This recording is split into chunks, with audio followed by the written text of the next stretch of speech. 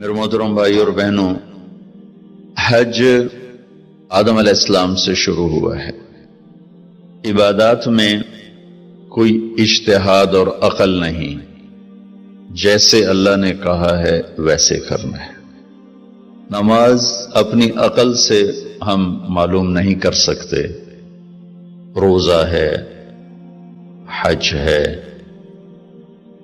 عبادات میں جیسے آسمان والے نے بتایا اور جیسے جناب رسول اللہ صلی اللہ علیہ وسلم نے کر کے دکھلایا، بس ہم نے وہ کرنا ہے۔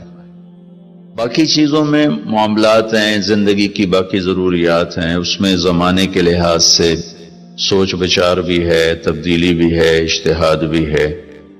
عبادت اسے کہتے ہیں جس میں بس جو اللہ نے کہا، جو اس کے نبی نے فرمایا، کر کے دکھایا، ویسے کرنا ہے۔ ہمارے نبی پاک کا میں تھوڑا سا آپ کو مختصر خاکہ حج کا بتا دیتا ہوں۔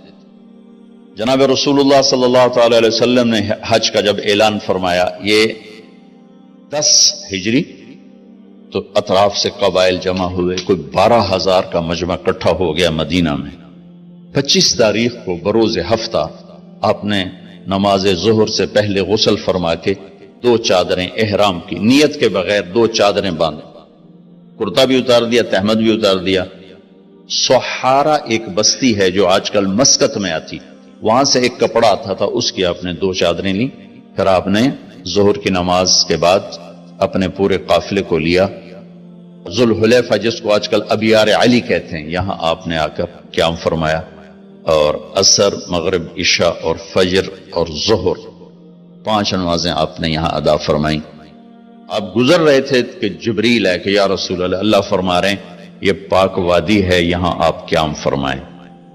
ایک رات کی قیام کے بعد صبح آپ نے فجر کی نماز کے بعد غسل فرمایا، خوشبو لگائی، اپنے بالوں کو تیل لگایا، پھر شہد لگایا۔ شہد گوند کا کام دیتا ہے، چونکہ اب ننگے سر جانا تھا تو بال بڑے تھے، آپ کے شانوں تک آئے ہوئے تھے، تو آپ نے ان کو شہد لگا کے نا وہ جوڑ دیا، آپس میں جوڑ دیا۔ اور عائشہ رضی اللہ تعالیٰ نے آپ کو خوشبو لگائی۔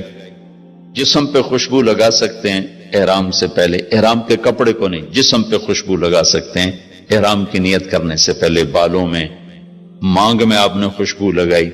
پھر اس کے بعد آپ نے ظہر کی نماز ادا فرمائی اور آپ اونٹنی پہ سوار ہوئے اور قبلہ رخ ہو کر آپ نے کہا لبیک حجۃ اللہم لبیک۔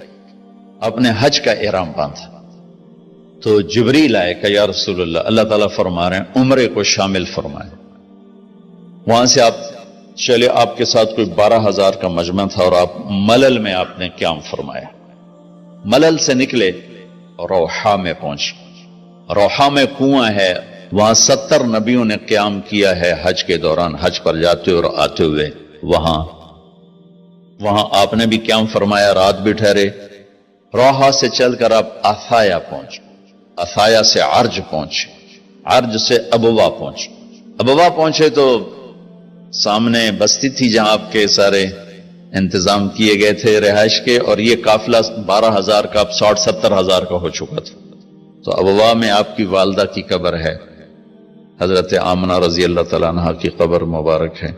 تو آپ سڑک سے یوں ہٹ گئے، اندر پہاڑوں میں چلے گئے۔ اکثر مجمع تو نیا تھا، انہیں نہیں سمجھ میں آیا کہ اللہ کے نبی اندر کہاں جا رہے ہیں۔ چندے کو پتا تھا کہ آپ کہاں جا رہے ہیں، تو آپ چلتے چلتے چلتے چلتے چلتے ایک جگہ آپ نے اونٹنی کو بٹھایا، کوئی وہ 70-80 فٹ اونچا پہاڑ ہے، تو وہاں سے آپ اوپر چڑھے۔ یہ اپریل کا مہینہ تھا اور ماں کی قبر کے سرانے تشریف لائے، اور یوں آپ نے گھٹنے اٹھائے اور ہاتھ یہاں رکھے اور سر یہاں لیا، یہ پوزیشن بنائی جیسے چھوٹے بچے بناتے، اور پھر جوں سرہانے بیٹھ کے رونا شروع کیا۔ صدمہ تو چند دنوں بعد بھول جاتا، میں اب اپنی ماں کے یاد میں رونا بھی چاہوں تو رونا نہیں آتا، اپنے باپ کی یاد میں رونا بھی چاہوں تو رونا نہیں آتا۔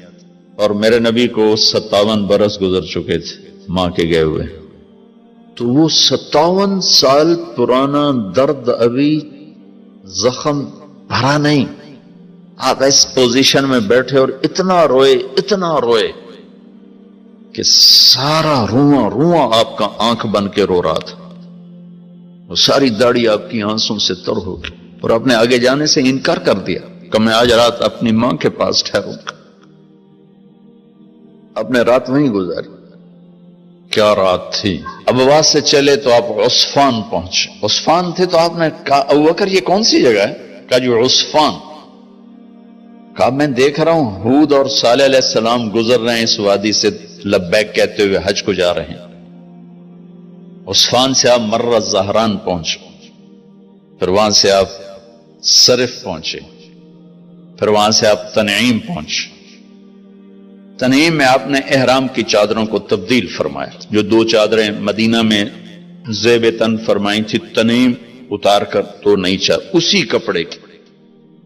پھر مکہ کے ٹاپ سے آپ انٹر ہوئے اور بیر زی طوا کے کنویں پر آ کر آپ نے قیام فرمایا۔ یہ ہے اتوار کی رات، 25 کو چلے اور 4 کی رات کو، یہ مہینہ 29 کا تھا، تو 4 کی رات کو آپ مکے پہنچ گئے۔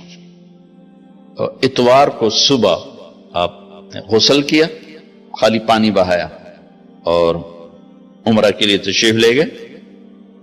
صفا مروہ کی طرف سے آپ پہنچے، باب و بنی شیبہ کے سامنے آپ نے اونٹنی کو بٹھایا تو بنو ہاشم خاندان کے بچے آ گئے، ان سب کو ملے، کئیوں کو اونٹنی پہ بٹھا لیا، کئیوں کو پیار کیا، گلے لگایا، پھر ان سب سے ہو کر باب و بنی شیبہ، یہ باب و بنی عبد مناف تھا، آپ کے خاندان کا دروازہ تھا، اس سے آپ انٹر ہوئے، اور جب آپ فارغ ہوئے تو باب و بنی مخزوم سے آپ باہر نکلے۔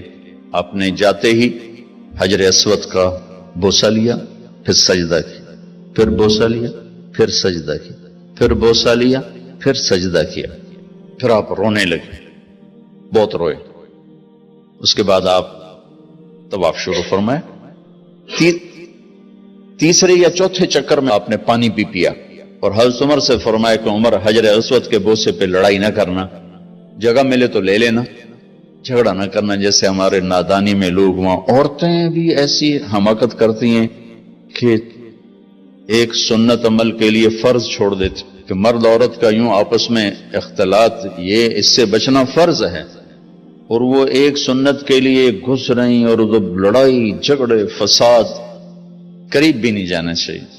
اللہ کے نبی نے استلام کیا، جب رش ہو گیا تو آپ کے پاس ایک لکڑی تھی، وہ دور سے یوں لکڑی کو لگا کر اور اس کا بوسہ لے لے۔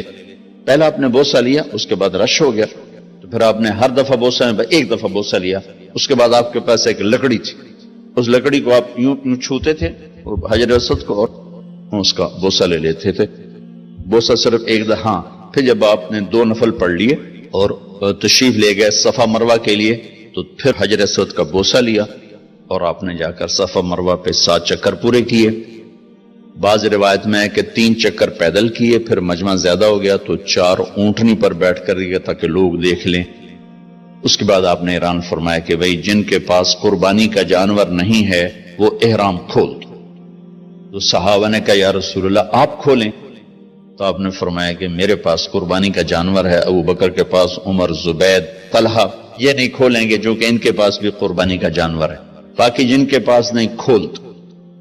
تو سب نے کھول دی، اور حج افراد بھی تمتع بن گیا، حج قران بھی تمتع بن گیا۔ اب نہیں ہو سکتا، اب جو نیت کریں گے وہی کرنی پڑے گی، لیکن اللہ کے نبی کا خاص حکم تھا تو سب کا حج تمتع بن گیا۔